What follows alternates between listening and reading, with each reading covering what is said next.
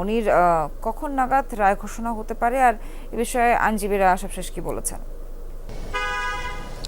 ধন্যবাদ। আসলে ঠিক 9:30টার দিকে আজকে প্রধান বিচারপতির নেতৃত্বাধীন যে আপিল বিভাগের যে বেঞ্চ সেটা বসার কথা এবং সেখানে রায় হওয়ার কথা এবং জামাত ইসলামের ভবিষ্যৎ রাজনীতির নির্ধারণ হবে এই আদালতের নির্দেশনায়।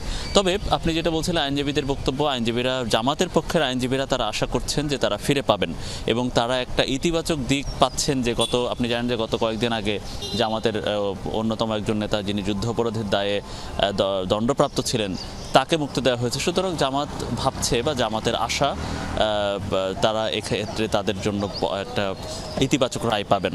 আর এই যে আজকে জামাতের রাজনীতি বা নির্বাচন কমিশনের নিবন্ধন ফিরে পাওয়ার ব্যাপারে এবং হচ্ছে তাদের প্রতীক ফিরে পাওয়ার ব্যাপারেও যে আজকে যে রায় দেওয়ার কথা সেই অনুযায়ী সেই প্রেক্ষিতে জামাতের বেশ কিছু নেতাকর্মী আমরা ছড়িয়ে ছিটিয়ে হাইকোর্টের বা আপিল বিভাগের আশপাশে আমরা দেখছি। আজকে কার্যতালিকায় 1 নম্বর থাকার হিসেবে ঠিক 9:30টায় যখন বসার কথা ঠিক সেরকম সময়েই আপনি জানেন যে হাইকোর্টের এই বা আপিল বিভাগের এই দুঃখিত হাইকোর্ট নয় আপিল বিভাগের এই রায়ে দিতে কিন্তু বেশি সময় লাগে না। সুতরাং খুব কম সময়ে এই নিয়ে তথ্য পাওয়া যাবে বলে আমরা আশা করছি। 2009 সালের যে রিট হয়েছিল সৈয়দ রেজাউল হক চাঁদপুরী সহ 25 জন ব্যক্তি যে রিট করেছিলেন সেই রিট আস্তে আস্তে 2016 সালের পরে সেটা নিয়ে এই হাইকোর্ট থেকেই জামাতের ব্যাপারে সিদ্ধান্ত এসেছিল যে জামাতের নিবন্ধন বাতিল করা হয়েছিল এবং এছাড়া শুধু নিবন্ধন বাতিল নয়, সুপ্রিম কোর্ট থেকে নির্বাচন কমিশনে একটা চিঠি যায় যে আপনি জানেন যে সুপ্রিম কোর্টের যে লোগোগুলো বা হচ্ছে সুপ্রিম কোর্টের লোগোতে যে দাড়িপাল্লা প্রতীক থাকে সেই দাড়িপাল্লা প্রতীক যাতে অন্য কেউ নির্বাচনের প্রতীক হিসেবে ব্যবহার করতে না পারে সুপ্রিম কোর্ট থেকে একটা চিঠি গিয়েছিল। তো সেই চিঠির অনুসারে জামাত তাদের প্রতীকও নিবন্ধন তো বাতিল হয়েছিল, জামাত তাদের প্রতীকও বরাদ্দ পায়নি।